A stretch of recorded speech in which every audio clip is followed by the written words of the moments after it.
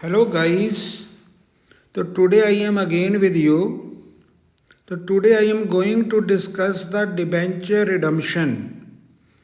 तो दोस्तों आज मैं अपना डिबेंचर की रिडम्पशन के टॉपिक को डिस्कस कर रहा हूँ and I have taken 3 questions where we have to redeem the debenture by way of sinking fund. तो हमारे पास एक डिबेंचर सिंकिंग फंड होता है, तो we have to redeem the debenture with that provision. तो कंपनी अपने डिबेंचर्स को redeem करती है by way of sinking fund. तो यहाँ पे हमारे पास सिंकिंग फंड होता है, तो यहाँ पे हम ले सकते हैं रिडम्पशन ऑफ डिबेंचर्स। मेरा छोटा सा टॉपिक रहेगा, अगर आपके एग्ज़ाम में आ जाए that will be very important. तो ये होगा redemption of debentures by sinking fund. एक कंपनी ने अपना फंड बनाया होता है जिनको हम कहते हैं सिंकिंग फंड, और वहाँ पे मनी अपने फंड को, वहाँ पे कंपनी अपने फंड को अलग अलग सेपरेट करके रखती है ताकि वो मनी जब हमारी मैच्योर हो उसको इन्वेस्टमेंट में भी डिपॉजिट किया जाता है। जब मनी मैच्योर हो तो मनी हमारी रिडम्पशन के लिए रेडी हो जानी चाहिए। सो ये कंपनी का ऑब्जेक्टिव होता है कि हमें अपनी मनी को इंस्टॉलमेंट के द्वारा हमें मनी को रिज़र्व रखना होता है, जिसको कहते हैं डिबेंचर रिडम्पशन रिज़र्व और डिबेंचर सिंकिंग फंड अकाउंट। तो हम डिबेंचर सिंकिंग फंड भी कह सकते हैं, डिबेंचर रिज़र्व भी कर सकते हैं। तो यहाँ पे हमें राइट अप करना होता है अकाउंट्स।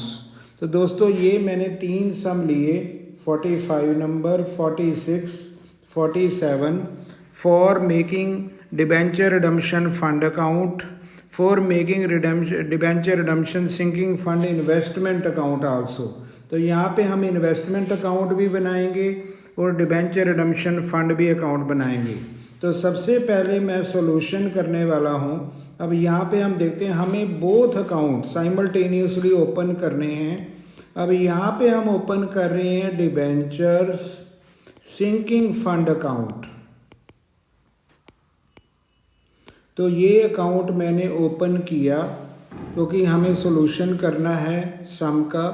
अब ये हमने एक फ़ंड को ओपन कर लिया। अब यहाँ पे आएगा पर्टिकुलर्स और यहाँ पे हम लिखेंगे अमाउंट, पर्टिकुलर्स और अमाउंट। तो ये होगा डेबिट क्रेडिट। तो फंड का बैलेंस हमेशा ही दोस्तों ये क्रेडिट होता है, और यही फंड को हमने यहाँ पे एक और भी फंड बना लेना है जिसको हम कहेंगे डिबेंचर रिडम्पशन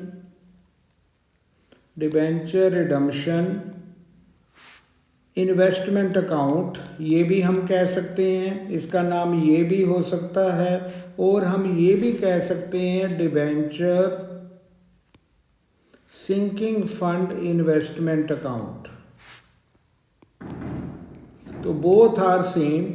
अगर हम इनको सिंकिंग फंड इन्वेस्टमेंट कहें तब भी ठीक है, या डिबेंचर रिडम्पशन इन्वेस्टमेंट कहें तब भी ये वन मीनिंग ही होगा।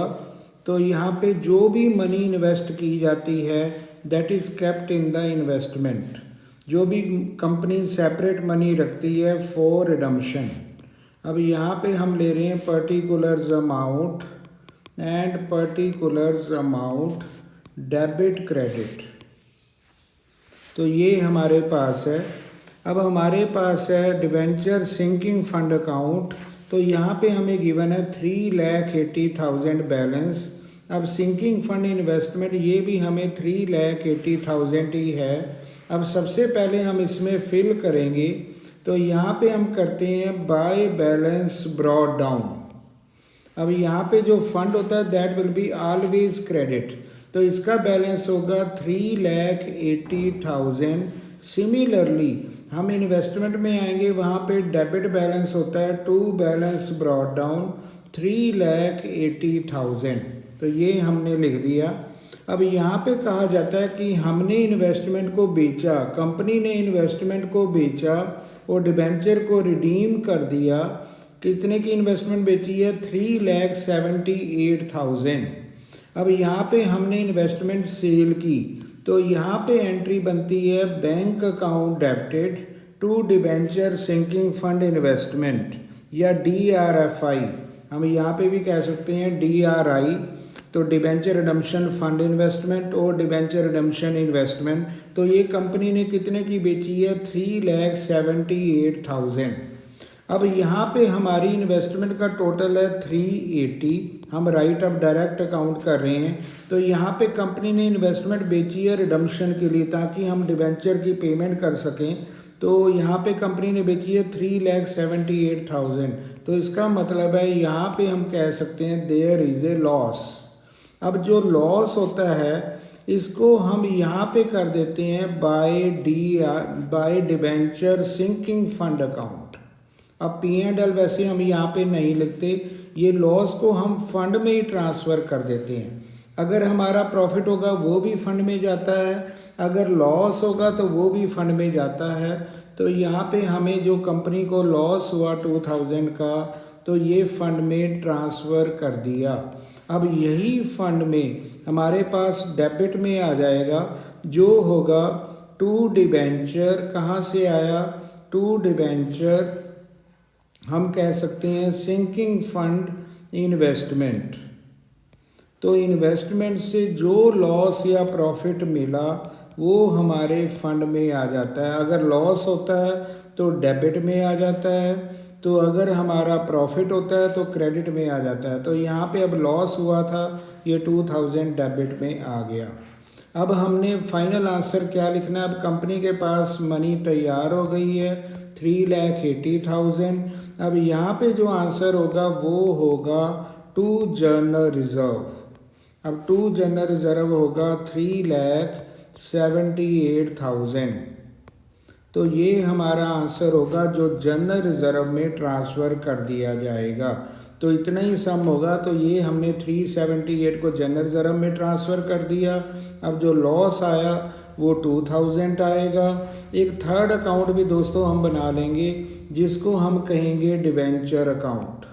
तो ये भी हम बना रहे हैं डिबेंचर्स। अब कंपनी ने अपनी इन्वेस्टमेंट को बेचा और डिबेंचर को रिडीम कर दिया। तो इन सम में हमें राइट अप अकाउंट्स ही करने पड़ते हैं, डायरेक्ट अकाउंट। तो इसलिए मैंने ये सम लिया, दैट मे बी इम्पॉर्टेंट। तो यहाँ पे हम लेते हैं पर्टिकुलर्स अमाउंट और पर्टिकुलर्स अमाउंट डेबिट क्रेडिट। अब यहाँ पे होगा बाय बैलेंस ब्रॉट डाउन। अब हमारे ओपनिंग डिबेंचर कितने हैं? ओपनिंग डिबेंचर हमें गिवन है 4 लाख। तो इनको हम कह सकते हैं 12% डिबेंचर अकाउंट। तो ये 4 लाख के हैं। अब कंपनी ने तैयारी कर ली है एंड कंपनी रिडीम्ड। उसके बाद हम कर देंगे टू बैंक अकाउंट। तो ये बनेगा 4 लाख। तो ये हमने सम कर लिया, दैट इज़ वेरी इजी। तो हम यहाँ पे अकाउंट को ओपन कर लेते हैं। तो we have to write up accounts. तो ये मैंने सम नंबर किया था 45। तो दोस्तों अब मैं करने वाला हूँ 46। तो इसमें थोड़ी सी नई बातें हो सकती हैं। फंड में क्या क्या क्रेडिट होता है, कैसे हमने इन्वेस्टमेंट को बेचा, तो ये भी हम सम प्रैक्टिस के लिए करेंगे। That may be important for examination. तो अब मैं आ रहा हूँ 46 नंबर सम में। तो दोस्तों पहले हम तैयार कर लेते हैं DRF, जिसको कहते हैं, इसका नाम ये भी हो सकता है डिबेंचर रिडम्पशन फंड अकाउंट। तो एक तो हमने ये तैयार करना है, ये हम प्रिपेयर कर लेंगे, स्पेस बना लेंगे, अकाउंट राइट अप अकाउंट होगा। तो अब मैंने 46 लिया। तो you can check the question and you can check the solution, how we have to attempt the solution. तो यहाँ पे होगा पर्टिकुलर्स अमाउंट एंड सिमिलरली अब यहाँ पे होगा पर्टिकुलर्स अमाउंट। तो ये होगा डेबिट एंड क्रेडिट। तो अब यहाँ पे हम देख रहे हैं 46 में हमारे पास है 12% डिबेंचर 8 लाख। अब डिबेंचर रिडम्पशन फंड और सिंकिंग फंड सेम मीनिंग होगा। अब debenture sinking fund investment 6 lakh है। अब यहाँ पे रिप्रेजेंटेड बाय 10% गवर्नमेंट बॉन्ड्स, ये हमारे पास है 7,20,000। ये हमें गिवन है। अब इसको हमें सॉल्व करना है। तो दोस्तों सबसे पहले हम यहाँ पे लिखेंगे बाय बैलेंस ब्रॉट डाउन। क्योंकि जो भी रिडम्पशन फंड या रिज़र्व होता है उसका बैलेंस क्रेडिट है। अब यहाँ पे हमारा जो क्रेडिट बैलेंस होगा वो होगा 6 लाख। अब सिमिलरली अब इसके साथ ही मैं यहाँ पे बना रहा हूँ डिबेंचर रिडम्पशन। अब यहाँ पे हम बनाते हैं डिबेंचर्स रिडम्पशन। तो ये हम बना रहे हैं रिडम्पशन फंड इन्वेस्टमेंट अकाउंट। तो ये हमें साइमल्टेनियसली एग्ज़ाम में ओपन करना है। We have to write up account. तो हम राइट अप इसमें अकाउंट करते हैं। तो हमें देखना है इन्वेस्टमेंट का बैलेंस होता है डेबिट और फंड का बैलेंस होता है क्रेडिट। तो ये सारी मनी जो भी कंपनी यहाँ पे अलग रख रही है that is deposited into investment. ये इन्वेस्टमेंट में डिपॉजिट कर दी जाती है ताकि जो भी हमारी रिटर्न हो वो हमारी रिडम्पशन के काम में आए। तो उसके बाद एक और हम अकाउंट बना लेंगे, वो होगा 12% डिबेंचर अकाउंट।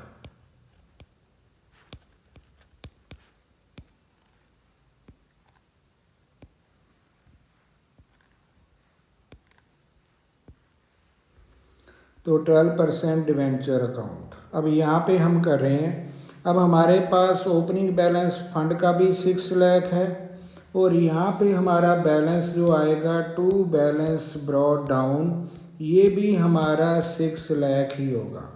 तो बोथ आर 6 लाख। अब यहाँ पे हम सामने देख रहे हैं, अब यहाँ पे आता है रिप्रेजेंटेड बाय 10% गवर्नमेंट बॉन्ड्स। अब जो ये फंड है इन्वेस्टमेंट का इसको रिप्रेजेंट किया गया, यानी इसमें जो इंटरेस्ट मिलेगा नॉमिनल वैल्यू पे वो है 10% ऑफ इनकी जो नॉमिनल वैल्यू है वो है 7,20,000। तो ये हमारी नॉमिनल वैल्यू होती है and there is a cost. तो जो हम ये बात कर रहे हैं ये हमारी इन्वेस्टमेंट की कॉस्ट है। अब 10% का मतलब है कि company receives every year, company को इंटरेस्ट मिलता है यहाँ पे 10% ऑफ नॉमिनल वैल्यू। अब यहाँ पे जो भी इंटरेस्ट मिलेगा, अब यहाँ पे हमें जो भी इंटरेस्ट मिलेगा वो हमारे फंड में क्रेडिट होगा। अब हम फंड में पहले क्रेडिट करेंगे और यहाँ पे हम लिखते हैं इंटरेस्ट ऑन DRFI।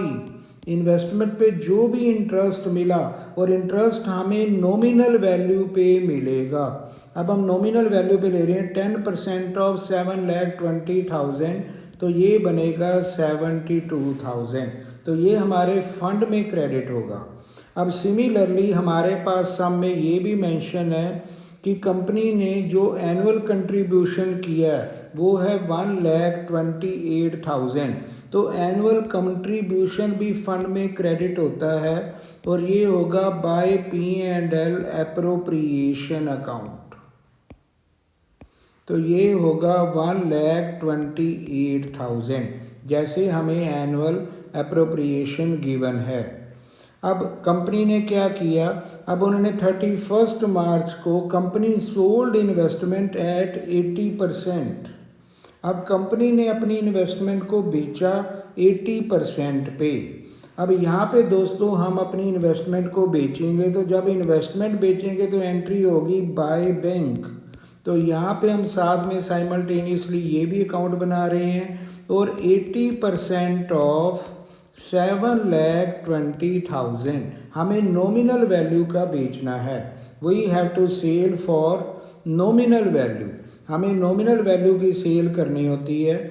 अब यहाँ पे हम करेंगे 80% यानी 4/5 इंटू 7,20,000। तो ये कितना बनेगा, ये बनेगा 5 1 ज़ा 5, तो यहाँ पे 2 होगा, तो ये बनेगा 1,44,000 और ये हम 4 से मल्टीप्लाई करेंगे तो ये होगा, ये आएगा दोस्तों, ये बनेगा 5,74,000। तो ये हमारा यहाँ पे आंसर होगा। अब इसका मतलब है कंपनी को यहाँ पे कितने मिले, तो ये हमने किया तो ये बनेगा 5,76,000। 4 4 16 17, तो ये हमारा बनेगा 576। तो इसका मतलब कंपनी को यहाँ पे लॉस हो रहा है, तो जो भी लॉस होगा इन्वेस्टमेंट में वो हम ट्रांसफ़र करते हैं डीआरएफ को, यानी डिबेंचर रिडम्पशन फंड को हम ट्रांसफ़र करेंगे और ये लॉस होगा 24,000।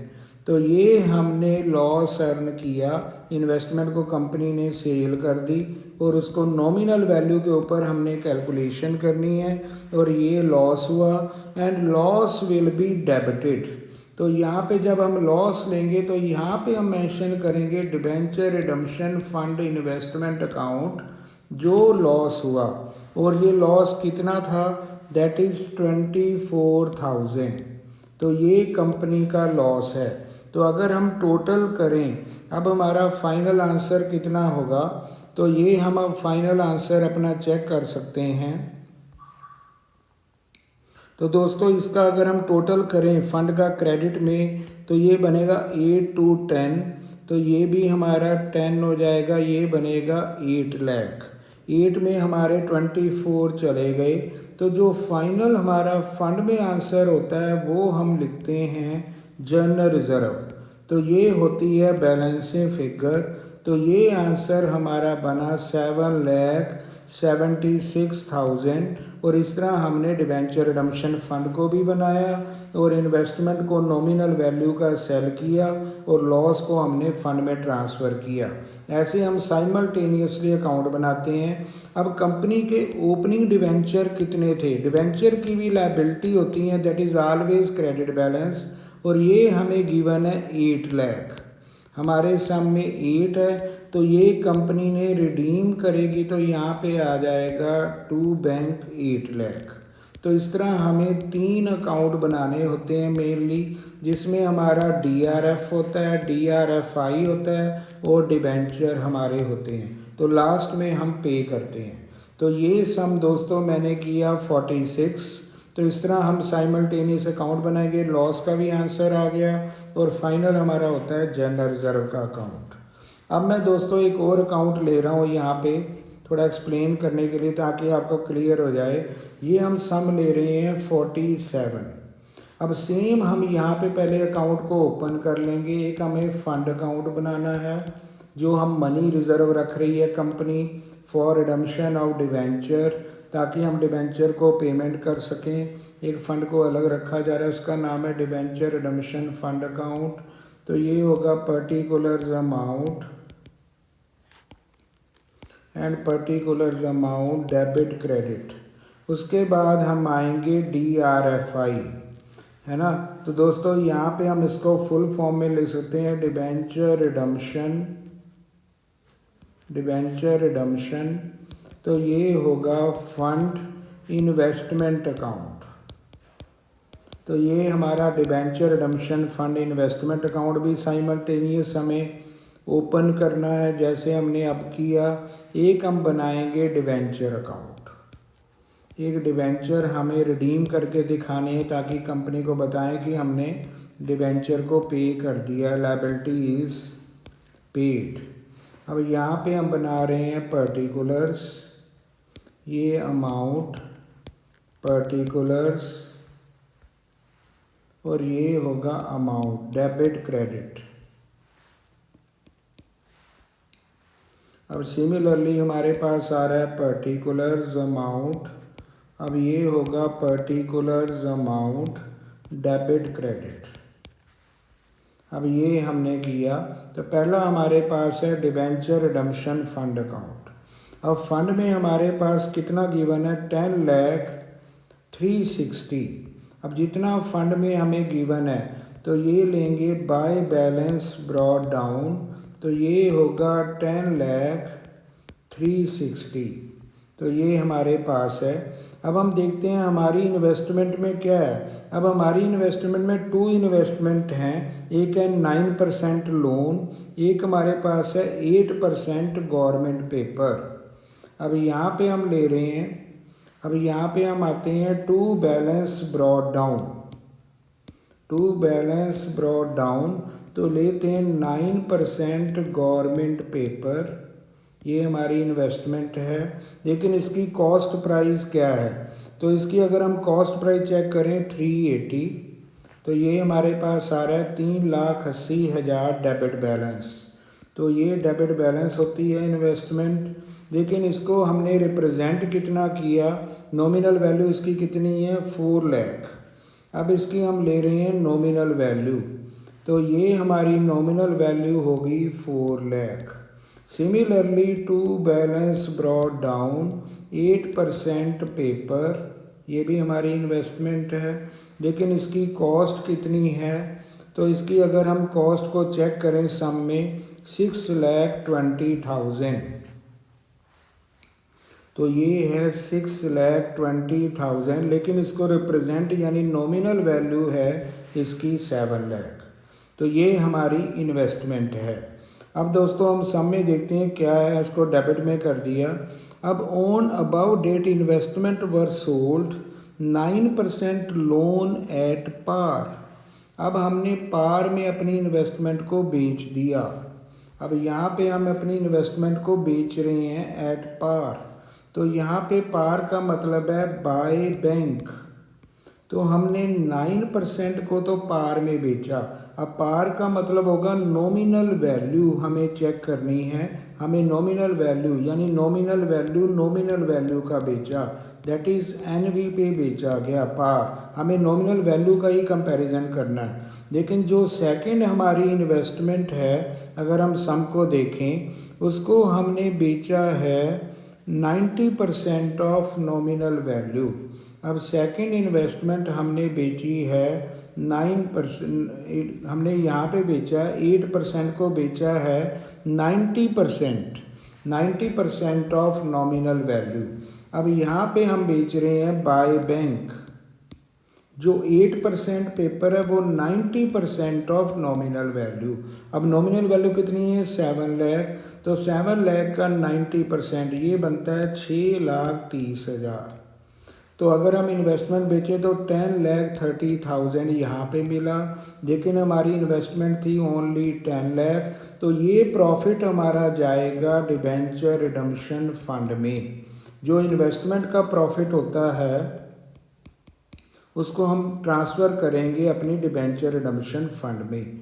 तो ये हमारा इस बार प्रॉफिट आया, तो ये प्रॉफिट अब यहाँ पे क्रेडिट हो जाएगा और ये हम करेंगे डिबेंचर रिडम्पशन फंड इन्वेस्टमेंट। तो ये प्रॉफिट क्रेडिट हो जाएगा और ये होगा 30,000। तो दोस्तों ये प्रॉफिट क्रेडिट हो गया और अल्टीमेटली हमारा यहाँ बैलेंस कितना है 10,33,60, जो टोटल ही ट्रांसफ़र कर दिया गया जनरल रिजर्व को 10,33,60। तो ये हमने क्लोज कर दिया और इसका बैलेंस हमने आंसर लिखा, ये हमारा ट्रांसफ़र हो गया 10,33,60। तो इस तरह हमें सम को करना है। तो अगर मैं अब डिबेंचर का भी अकाउंट बना लूँ तो ये होगा बाय बैलेंस ब्रॉट डाउन।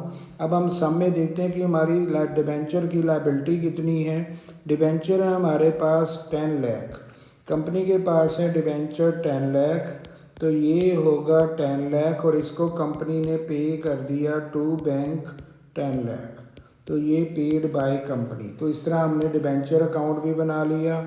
अब यहाँ पे हमने इन्वेस्टमेंट अकाउंट भी ओपन कर लिया साइमल्टेनियसली।